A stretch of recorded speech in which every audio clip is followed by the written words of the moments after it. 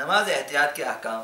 نماز احتیاط میں سورہ نہیں ہے، قنوت بھی نہیں ہے، نیت کو زبان پر بھی نہیں لانا ہے، سورہ حمد اور بسم اللہ دونوں کو آہستہ پڑھنا ہے، اور پوری نماز کو آیت اللہ سستانی اور آیت اللہ خوئی کا فتویٰ ہے پوری نماز کو آہستہ پڑھیں سرگوشی والی آواز.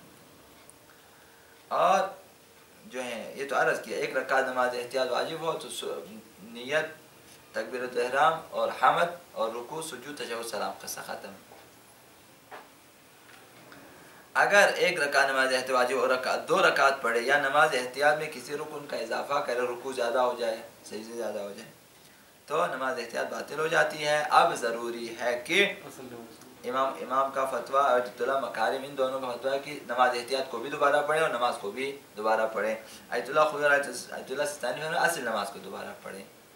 یہ مہم مسئلہ ہے، یاد رکھیں.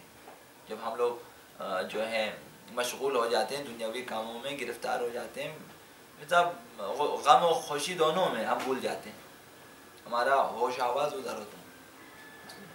زیادہ احتیاط کریں. اس نماز کے کسی فعل میں شک ہو اور اس کا موقع نہ گزرا ہو تو اسے انجام دینا ضروری ہے. حمد میں شک ہے، ابھی تک موقع نہ، رکوع میں آپ نہیں گئے، موقع ہے، حمد کو دوبارہ پڑھیں. کسی آیت میں شک ہے، موقع نہیں گزرا، اسی آیت کو پڑھیں. یہ مسئلہ. اس نماز میں کسی فعل میں کسی کام میں شک ہو کہ انجام دیا نہیں دیا تو اسے انجام دینا ضروری. اگر موقع گزرا ہو تو اپنے شک کی پرواہ نہ کریں. مثلا شک کرے الحم پڑھی یا نہیں پڑھی، ابھی رکوع میں نہیں گیا تو الحم پڑھیں، اگر رکوع میں پہنچ چکا ہو شک کیا کہ الحم پڑھیں، پرواہ نہ کریں. ساتواں مسئلہ، نماز احتیاط کے رکعتوں میں شک ہو کہ ایک رکعت دو رکعت اور زیادہ رکعتوں کی طرف شک کو باطل، شک جو ہے نماز کو باطل کرتا ہو. مثال ابھی نماز احتیاط آپ نے پڑھنی دو رکعتیں تو آپ کو شک ہے کہ ایک یا دو، ٹھیک ہے، تو اگر دو بھی بنا رکھیں تو نماز باطل ہو جائے گی. لہٰذا تو ضروری ہے کہ جو زیادتی کی طرف نماز کو باطل کرے تو کم پہ بنا رکھیں، کم پہ بنا رکھیں اور کہیں کہ نہ بابا نماز میری پہلی رکعت ہے، یعنی ایک ہی رکعت ہے، ایک ہی رکعت ہے. اور اگر جو دو رکعت نماز احتیاط ہیں، ٹھیک ہے نا، تو اس صورت میں اگر بات چونکہ دو سی رکعتیں نماز باطل نہیں ہوتا تو دو بھی بنا رکھیں.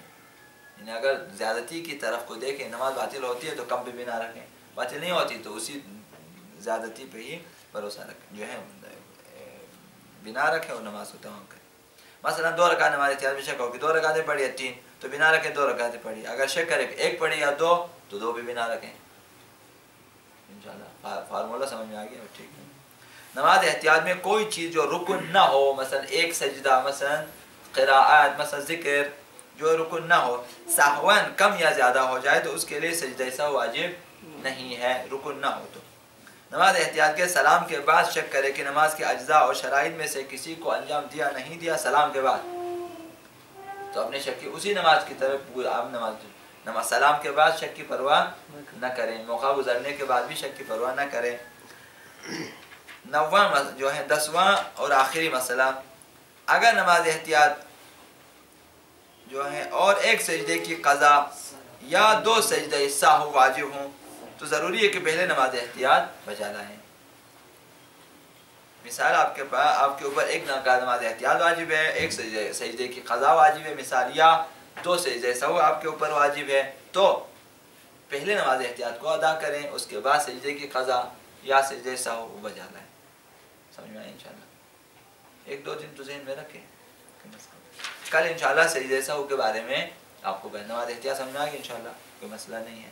پر محمد و آل محمد صلی اللہ